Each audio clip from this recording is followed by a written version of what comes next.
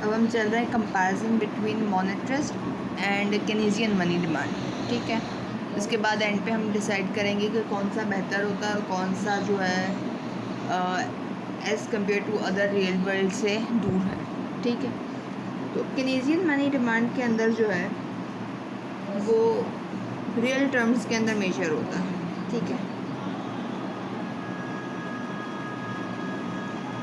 Money demand is measured in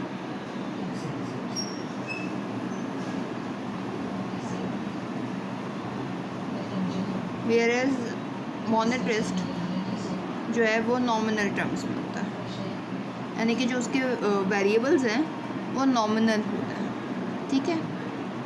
uses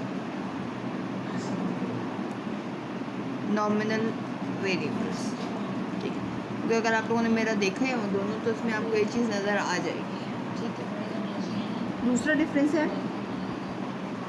केनेजियन जो है वो प्राइस को एज अ फैक्टर इंक्लूड नहीं करते।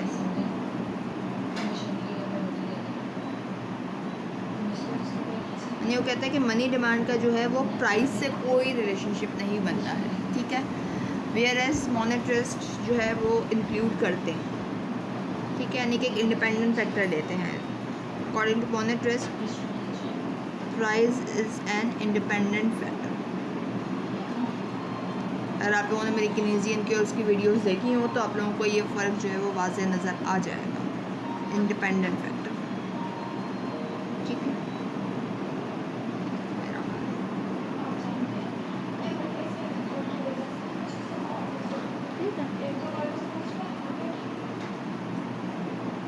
क्योंकि केनेजियन जो है वो रियल टर्म्स में इस्तेमाल कर रहा होता है हर वेरिएबल को, तो वो इनकम को भी रियल यूज़ करता है, ठीक है। तो केनेजियन, मैं शॉर्ट फॉर्म लिख रही हूँ, ठीक है। केनेजियन uses real income, whereas monetarist जो है वो, अगर आपने मेरे देखी हो वीडियो तो उसके अंदर आपको नज़र आएगा वो परमानेंट इनकम को यूज़ करता है, ठीक है। वो कहता है कि एक्सपेक्टेड इनकम या permanent income, monetarist uses permanent income, यानी कि नॉमिनल परमानेंट इनकम, ठीक है, जिसको एक्सपेक्टेड इनकम या लाइफ टाइम इनकम भी कहा जाता है, या एक्सपेक्टेड इनकम, ठीक है। फोर्थ जो है केनेजियन जो है वो दो एसेट्स के अंदर रखता है, यानी कि वो ये उम्मीद करता है कि या तो इंडिविजुअल जो है एक इंटरेस्ट बेयरिंग एसेट होता है, दूसरा नॉन इंटरेस्ट बेयरिंग होता है, ठीक है। यूजेस टू एसेट्स, पहला होता है नॉन इंटरेस्ट बेयरिंग, यानी कि हमारे हाथ में होने वाला कैश, जो कैश इन हैंड हम लोग लेके चलते हैं वो, ठीक है, यानी कि मनी या कैश, ठीक है। दूसरा interest bearing, interest bearing asset में आ जाता है आपके पास बॉन्ड, ठीक है। मगर जो मॉनेटरिस्ट होता है ना वो इस मामले में थोड़ी ब्रॉडर डेफिनेशन लेके चलता है, मॉनेटरिस्ट लेके चलता है थोड़ी एक ब्रॉडर डेफिनेशन, यानी कि वो यूज़ करता है 5 किस्म की जो है वेल्थ स्टॉक्स, ठीक है। तो वो 5 किस्में, ब्रॉडर डेफिनेशन, यानी कि 5 फॉर्म्स ऑफ एसेट्स। इसमें पहला तो नॉन इंटरेस्ट बेयरिंग है, यानी कि मनी, ठीक है, यानी कि मनी। दूसरा इंटरेस्ट बेयरिंग जो होता है वो होता है,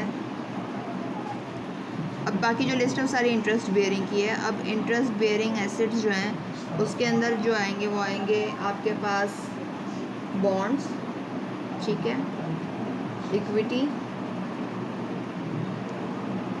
फिज़िकल कैपिटल, ठीक है, और ह्यूमन कैपिटल,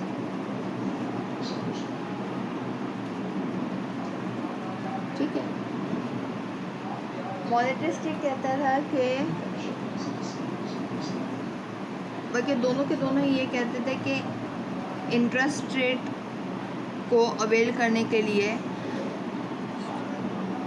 जो है इंटरेस्ट बेरिंग एसेट्स के अंदर वो अपने पैसों को इंडिविजुअल रखवाता है, मगर केनीजियन जो है वो सिर्फ और सिर्फ बॉन्ड को एक लेके चल रहा था, मगर इन रियल वर्ल्ड ये सारे होते हैं इस्तेमाल। ठीक है, तो अब अगर देखा जाए तो मेरी नज़र में तो मॉनेटरिस्ट मनी डिमांड जो है वो ज़्यादा फिजिबल है। इस कंपैरिजन के अंदर अगर मैं लेके चलूँ तो मेरी नज़र में तो मॉनेटरिस्ट मनी डिमांड जो है वो relatively to Keynesian money demand more closer to realistic है। क्यों? क्योंकि रियल लाइफ में फ़र्स्ट ऑफ ऑल हम लोग नॉमिनल टर्म्स को यूज़ कर रहा होता है। देखें अगर पर, ठीक है, आपने कभी जीडीपी की ग्रोथ को रियल टर्म्स में सुना है? हम लोग नॉमिनल टर्म्स में यूज़ करते हैं। ठीक है, हमारे मुल्क में या पूरी दुनिया में price is the biggest factor. कोई चीज़ इन्वेस्ट करना हो या कुछ करना हो, prices are the biggest factor. ठीक है, उसके बाद चले परमानेंट इनकम या नॉमिनल इनकम का इस्तेमाल करना जो है वो ज़्यादा बेहतर है। और ब्रॉडर डेफिनेशन ऑफ एसेट्स ये बहुत ज़रूरी चीज़ है, क्योंकि हमारे पास सिर्फ बॉन्ड्स नहीं होते, इक्विटी भी होता है और भी कई जगह हैं जहाँ पे हम लोग पैसे रख के इंटरेस्ट रेट कमा सकते हैं। तो monetarist money demand as compare to या relatively to Keynesian money demand more closer to realistic world. ठीक है, उम्मीद करती हूँ आप लोगों को ये चीज़ समझ में आ गई होगी।